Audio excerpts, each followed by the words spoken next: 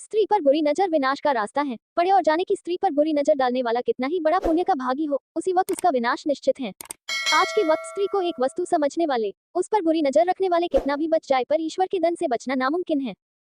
राक्षस कंभ और उसकी राक्षसी सेना ने भगवान शिव की गहरी तपस्या की और कई पुण्य प्राप्त किए। अंत में भगवान राक्षस कंभ को दर्शन दिए और मन चाहा फल मांगने को कहा। राक्षस ने बलवान, यशस्वी होने का आशीर्वाद मांगा। भगवान शिव ने प्रसन्न होकर राक्षस को आशीर्वाद दिया। घमंड में चूर राक्षस ने स्वर्ग पर हमला कर सभी देवताओं को हरा दिया और स्वर्ग पर कब्जा कर लिया। तब देवता मारे मारे फिरने लगे। तब उन्हें नारद मुनि मिले। उनकी सलाह पर इंद्र देवता दत्तात्रेय के पास गए और अपनी करुण कथा का बखान किया। दत्तात्रेय ने मुस्कुराकर देवराज इंद्र से कहा, इंद्र, तुम कुछ भी करके राक्षस कंभ को मेरे पास भेज दो, उसके बाद तुम्हारी समस्या का अंत निश्चित है। देवराज ने यही किया। किसी तरह से कंभ को भगवान दत्तात्रेय के पास भेजा।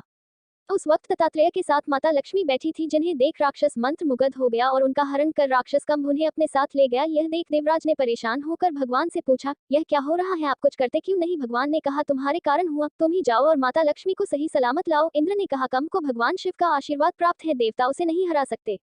तब भगवान ने कहा, राक्षस कंभ ने भावनाओं में बहकर परे स्त्री का स्पर्श किया है और उनकी इच्छा विरुद्ध उनका अपहरण किया है। अब उसके सारे पुण्य पाप में बदल चुके हैं। वह अत्यंत ही निस्सहाय है और निर्बल है। अतएव यह उपयुक्त समय है, उस पर हमला करो और माता लक्ष्मी के साथ इंद्रलोक को भी पालो। पराई स्त्री पर बुरी नजर रखने वाला कितना ही बड़ा पंडित क्यों न हो, वो पाप का भागी होता है और उन जैसों का साथ देने वाले भी उतना ही भोगते हैं। अब बुराई की सीमा ने सभी बंधन तोड़ दिए हैं और इस कलयुग का अंत नजदीक है। इसलिए आजकल महिलाओं पर अत्याचार बढ़ रहे हैं, क्योंकि महिलाएं ही दुनिया को पापियों से मुक्त करा सकती हैं। स्त्री पर बुरी नजर विनाश का रास्ता है। आज के वक्त का सच है। दुनिया कितना भी लड़कियों में बुराई निकाल दे या उसे हर बात के लिए जिम्मेदार बोले, लेकिन ईश्वर के न्याय में अपराधी उसी वक्त सजा के लिए नियति बना बैठता है। भले उसने कितने ही पुण्य किए हो, वो उसी वक्त पाप में बदल जाते हैं। स्त्री को देवी का स्थान ऐसे ही नहीं दिया गया है। सृष्टि के सृजन में नारी का अमूल्य योगदान है।